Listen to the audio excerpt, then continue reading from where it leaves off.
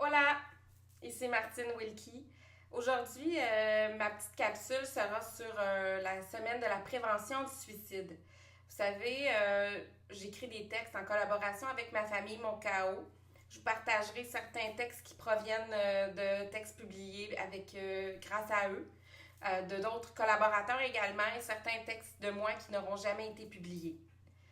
Vous savez, moi, la prévention du suicide, c'est quelque chose qui m'interpelle énormément parce que moi, le 27 février 2000, ma vie a basculé. Mon frère, cette journée-là, après m'avoir envoyé lui chercher du poulet, a décidé que sa vie était terminée. Donc, je reviens, j'arrive devant cette scène-là, et puis on ne sait pas comment on va réagir, on ne sait pas qu'est-ce qu'on va faire, mais moi, cette journée-là, j'ai tenté de le sauver. Ça lui aura permis de rester en vie, de survivre pendant 7 heures de plus. 7 heures durant lesquelles ma mère pourra lui dire ses derniers adieux.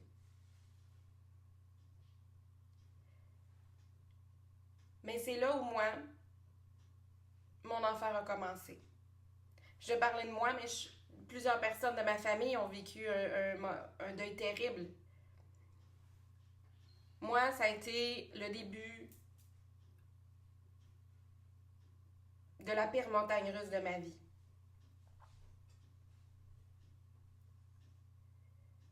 Ça a été vraiment long avant que je décide que je m'aimais assez pour travailler sur moi.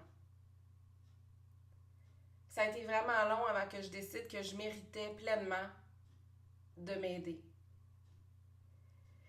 Et puis là, les années passent. Je pense que vraiment mon deuil est terminé. Je pense que j'ai vraiment fait le chemin que j'avais besoin de faire pour me guérir émotionnellement de ce que j'avais vécu. Quand on a un suicidé dans notre famille, les statistiques sont qu'il y a plusieurs chances que toi aussi tu utilises le suicide. Plusieurs années plus tard, ma cousine s'est suicidée.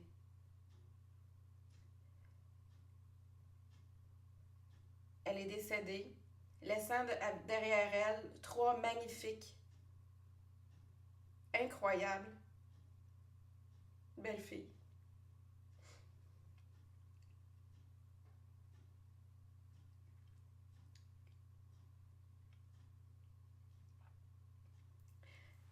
C'est là que j'ai compris que je devais à tout prix guérir ça. Parce que je méritais la vie.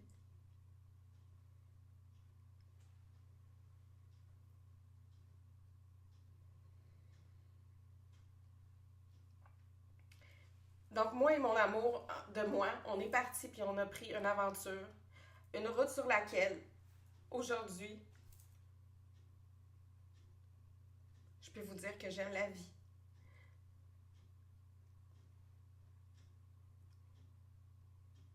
Je peux vous dire que chaque seconde mérite d'être vécue. Et que si toi, ce que tu as envie, ce qui revient dans ta tête, ce qui prend toute la place dans tes pensées, c'est de nous quitter. C'est de t'enlever la vie. Si toi, tu as un coq établi, comment, où et quand, s'il te plaît, prends le téléphone, fais 911. S'il te plaît, utilise la dernière parcelle de lumière intérieure qui t'habite pour te sauver. Demande de l'aide.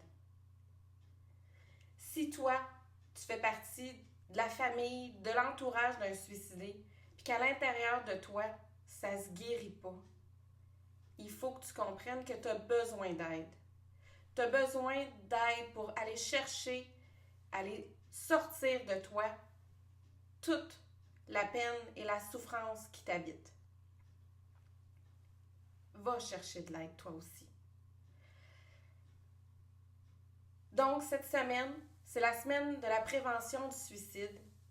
C'est la semaine où on va essayer de sauver les gens, où on va essayer d'être à l'écoute des gens pour leur permettre que la solution permanente qu'ils ont envie de choisir pour un problème, une situation, une souffrance qui, elle, est temporaire, pour permettre à dire à même une seule personne que tu comptes pour moi, que tu es important, que tu mérites la vie.